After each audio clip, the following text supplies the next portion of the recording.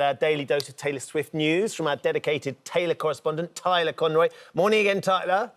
Lovely to see you. Good morning. So, How Lovely are to see you? y'all. Now, look, OK, I'm so good. We're building up to the big release on Friday. We're trying to sort of anticipate what we can expect from the album. London's been a big part of her life for the last sort of 5, 6, 7 years or so. Is that on the cards, do you think, to be a big part of this album? Yeah, absolutely. So on Friday, we have the 11th studio album from 14 Grammy time-winning Taylor Swift, my favorite sport. And one of the tracks on this album, there's 17 new songs on this record, but one of the tracks is called So Long London, and it is track number 5 of the record. Now, track 5 historically for Taylor Swift is where she puts her saddest, most personal songs. That's where, you know, her record-breaking song All Too Well from the Red album, that was a track 5. So very excited to hear what she has to tell us about London. Tyler, she specifically chooses track 5 as perhaps the most heartbreaking, sad song on all of her albums.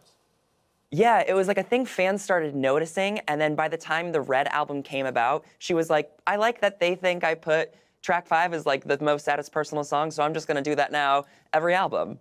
And she also uses loads of real-life experience. She tends to really draw on her life when it comes to writing her songs. What can we expect from this album, do you think? Absolutely. I feel like this album, she said it was the album that she needed to write the most in her career, so it's definitely going to touch upon her 6-year relationship with Joe Alwyn, who is from London himself.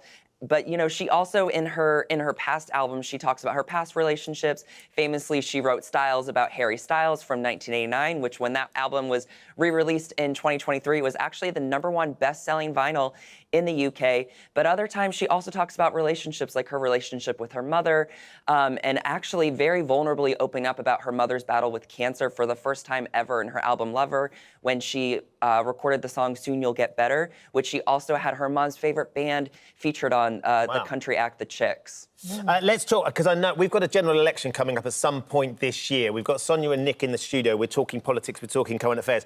I know that Rishi Sunak will be particularly excited about her tour, though, won't he? Because of the boost the British economy is going to get, which I don't doubt he will then spin when it comes to the election. Absolutely. I mean, holy Swift, the impact she had on the U.S. economy, it's estimated it's about $4 billion, which is over 3 billion pounds. She's playing 49 European dates. The European leg of the tour starts in Paris on the 9th of May, concludes in London on the 20th of August. Again, she's playing 49 dates. The biggest impact already is Vienna. They're already seeing stays there up 44% compared to this time last year for the nights that she's staying there. So I'm so excited to see what her impact's going to be on Europe. Edinburgh, Liverpool, Cardiff, London. Nick, much like you, Rishi Sunak will be desperate for Taylor Swift to get here, won't she?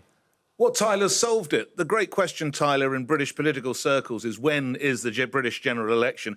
Obviously, it's August the 21st. You've just done it. It will be the day after, because I think this is the woman who single-handedly, Tyler will know, either took Sweden or Stockholm out of recession because so much money was spent on that gig. Yes. If we have the same in the UK, it's Rishi's only hope. It could well be his only hope. Tyler, thank you very much. We'll have more from Tyler tomorrow as we build up to Friday and the big arrival of that album, Holy Swift. Holy Swift. And another Holy